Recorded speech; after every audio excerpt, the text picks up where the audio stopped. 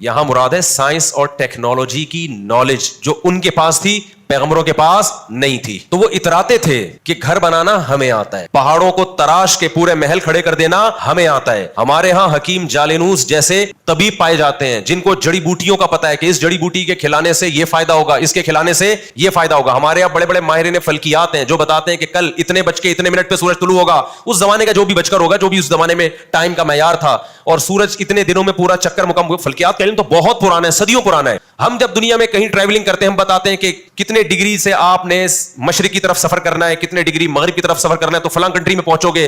ستاروں کی مدد سے سمندروں میں سفر ہم جانتے ہیں. تو یہ تمام علوم جو اللہ نے ان قوموں کو دیے تھے, قوم عاد, قوم سمود, قوم صالح, قوم نوح, وہ تمام لوگ سائنس اور ٹیکنالوجی اور میڈیکل سائنس کے ان علوم پر اتراتے تھے اور پیغمبروں کا مذاق اڑاتے تھے. بالکل یہی اسٹائل آج کل کے لبرل لوگوں کا ہے کہ ان مولویوں کو آتا کیا ہے.